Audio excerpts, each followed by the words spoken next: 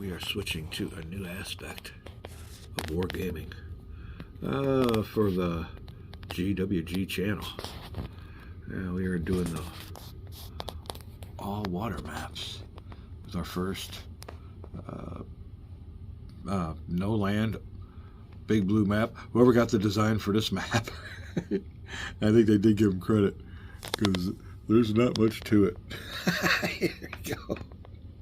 So yeah, now we have had some naval aspects in, what was that? Oh, Midway Solitaire and Empire of the Sun, but this one here is all water, and it is our latest addition from Decision Games with their not quite box size game, but then again not as small as mini games. Nope, it is called their Folio series, and we're getting ready to, or we ain't getting ready to play, we've been playing this for a few days now. It's been a while since I've been able to do anything on the channel. We have been outside doing yard work, brush hogging, clearing out brush. That took about a year off of my life. I should have did it in 2 days. Decided to get it done in one, so I go fishing yesterday. Well, a little drop in on that. I did a little bit of filming to get a couple scenes. It was a good day. Oh, it was a good day until here's a little story. We're out here in the water, but I was on a lake yesterday, and oh man, it was a great day. Started off good. Bought a battery. I had to buy a battery for my boat, and the gal, she had a cheap one there. You know, it wasn't. You get what you pay for. I think I got away with $50 compared to like 120, 200 for most of the other ones. But had a great time. The only thing is the wind kicked up. And I usually don't fish a big lake, but this time I fished a big lake. Oh my God. And right when I was having fun, and I even knew it too, I'm like, number one, this lake can turn into a swamp. So you kind of got to watch yourself. So I knew, well, I don't get too far from the launch ramp. And then number two, the winds start kicking up. And then number three, my battery started dying. I was having way too much fun. But I was battling wind for a while there, so I have to give the battery it gave me a good, I'd say 5 hours in tough conditions. And then when I finally realized I was back in the calm water, looking out at the virtual whitecaps on the main channel. And when you know, the ramp's all the way at the other end of the lake. Oh boy, so I got a little bit of panic mode set in when I looked at my troll motor, and all of a sudden I turned it on. It was there was almost nothing left. So old GwG was paddling for life against the wind. And the thing of it is, it's a John boat. You'll see it. It don't paddle that good. But we got there. And then, the worst part of it is I thought I got turned around. So then after almost, I was doing 5 paddles and going a half a foot. This was a boat that when you'd paddle, it'd go this way and this way. It wouldn't go straight. I mean, you have to paddle your butt off. But I got around this bend, and I just had a really sick feeling in my stomach. I'm like, man, this doesn't look like the ramp that I put my boat in. And if that was the case, it would have made for a really long day. It was only about 1 o'clock or so. And it could have been to a point where if it would have been any type of ramp, there was a trail I could have walked back to my truck. But yeah, it just looked like it. And I finally got around the bend, and sure enough, it was my truck. And it was in a part of the lake where the water finally got calm. I got some video. But yeah, whew, boy, that was a little bit of a workout. So last couple of days, today we're taking it easy. Now we're gonna play some of this dreadnoughts and battleships. We're looking at the Folio standard rules. We already got a little bit of going on here. As a matter of fact, I'll be right back. We've got the movie punched up. There's a couple of things on YouTube about this. We got old John Grayson as Captain Bell of the HMS Exeter, Commodore Harwood of the Ajax. So the Exeter and the Ajax are right here in our game. So what I'm going to do is play my game first, and I've played this a couple of ways.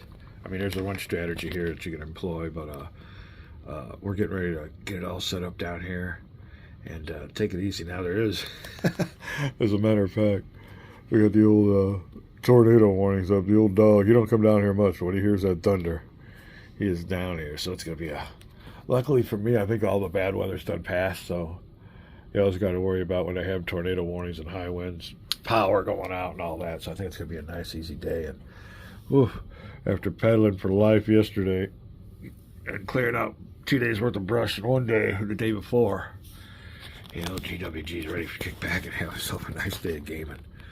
So we're going to take a little break here, give you a drop in on our latest game of Dreadnoughts and Battle Wagons. Now this River Plate, the situation coming up here, takes place in the, let me see, the South Atlantic, more off of the, I guess, South America. The old Graf Spee was raiding Allied shipping. So the old word went out to go search them down and destroy them. And I guess these 3 ships were the had the task. They were the closest. Now like I said, I know the Graf Spee retreated someplace and was scuttled. I think that's pretty much what I know from my brief knowledge of a little bit of history. But we want to get into the details and see how it happened. And so far, we're bringing our ships on in here. Now here's the edge of the board. See how we just brought them in. They got assigned speeds when they first come in and everything. That line, or all that color and all those markers down there, I think that's their stern, whatever their rear is. And I should know that because I got my Coast Guard, all that stuff. It's been a while. So I think that's, you can, let me zoom in, you can see they're heading. So he's heading this way. Where's my pointer? I don't have nothing here with me. I'm trying to teach in on some of these ships here, yeah. So there's the Ajax, we got the Achilles. The numbers you're wanting to concentrate on, those ones in the upper left, that is their number of dice you'll be rolling when you try to hit the other ship. Now that's modified big time. That white number on the right is their range. Effective range is half of that, rounded up. So it would give them, I guess, a 6 effective range, maybe 7. And here you go. Now here, I don't know if the old Exeter was a lesser ship, was a cruiser or something. These were battle ships, dreadnoughts, or, but we are, you can see that number up there on the left is 0. I mean, she could have modifiers that brings her up to some, you know, gives her a point or two, at least 1 or 2 dice. But yeah, they have to get close. Now what I'm going to try to do, and I don't, like I said, I got that movie punch stuff. So what we're going to do is we're going to play this little game here, and then I'm going to watch the movie and see what happened in real life. But my plan is to take the old Exeter, and the thing of it is, there's 3 against 1, so choose your target there, Graf Spee, and we're going to move her on into torpedo range. Now, effective torpedo range is 5 or 6 hexes. Each one of these hexes is 1 mile. Their effective sight or spotting distance is 18 miles. So let's see if we can see here. Where is? There we go. How far is that away? It's 1, 2, 3, 4, 5, 6, 7, 8, 9, 10, 11 miles away is their spot. AOs. Now they were a lot further, but they both are coming on, and I chose what's called flank speed. So they're kicking ass and taking names. We'll slow them down, but I figured let's get in there on the range real quick, which was all right for us, but not so good when we're facing his guns. Let's get a quick look at what's going on with the Graf Spee. Now when I moved him, I dropped me a smoke screen just in case shit starts hitting the fan. I need to get that guy there, as was in history. So I like to get me a little bit of a smoke between us and them. But you can see his number up there. He rolls 2 dice. Now that second number on everybody's display, I forgot to tell you on the other ones, is the weight of their shot. So you can see he's got a big old weight of 4. The number at 2 is their ship's integrity, and 4 is a number for torpedo use. That 1 is the number of turns they can employ after they've moved 1 hex, and but not in their last hex. So when you do move, number one, you got to move straight. Then you can turn. If he moves a 3, he can't do nothing in his first movement if he can move 3 hexes. So he'll go, and I know it says 4, but just say it's 3. He can't do anything but go forward on his first one. Then he can move. That first number here is the number of times he could swing around. So theoretically, he can move. He has to go straight the first one. That's one of the key mechanics that helps it. You have to remember that in strategy. You have to employ that strategy as the fact that when he moves, he can only go one. Then he can move 2 different facings. So in other words, if he's facing this way, he could turn. I should just move him, but he could face this way and face this way. Then he can move the rest. Now he can't pivot on his last hex. So you can't pivot. You can't do anything but move forward on your first hex. Any hexes between that, you can move and pivot. But on your last hex, you can't pivot. So that's a little bit of rules there, which is kind of cool that we're employing. But there you go. You can see here, these old boys here can pivot 2 facings, but grass B can only have 1 facing. But anyway, we'll get on with it. Give you a little drop in on what we did yesterday. We'll be right back. All right, then, here we be. Nice little spot. There's all kinds of lakes like this. Make sure we don't have to use old goosey goose. My little hideaway spot.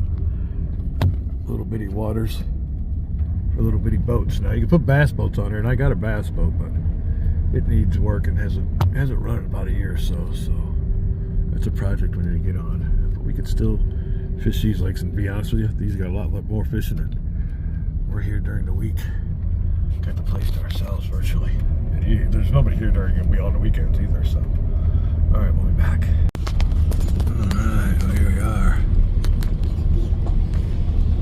Doing this little bit of driving around and or squatching. Ooh, we got the lake to ourselves today. There she be. It's a big lake too. I think I'm gonna fish this one today. Ain't nobody here. It's during the week. Got the whole lake to ourselves. We will be back. Alright then, off into the wild blue yonder. We got our little rig going, saying goodbye to our truck. Trolling motor's going good. Here's my little setup for my little boat. It's nice for one man. One man's really nice. But we got some fishing to do here, so we will be right back. A whole lake to myself. Be back. Well, if nothing else, don't take long. A few more minutes on my good old lure. Little bitty one. Hopefully it'll be something else coming on up here quick. We'll throw him on back. Had a good time along the shorelines. Alright, well I downsized. Got a little bit better of a fish. We're using some light equipment down here too, so it'd be fun, but there he is. We're getting up there. Be back. Alright, we are heading it back. Not because I really want to, but my battery's dead. Get what you pay for, I guess. And the worst part of it is, look at this. Man, it was windy out there. I had a bad feeling. I was a ways away, and I'm like, man, I just don't want to get too far away, because in case, the battery goes low, and it is pretty windy. And sure enough, that trolling motor was hardly going. I called it. I think it died as soon as I thought about it. So yeah, I gotta get out here, because we're gonna get blown in. I ain't got enough power to get on up when this wind comes up. I've been paddling my butt off. We'll be back.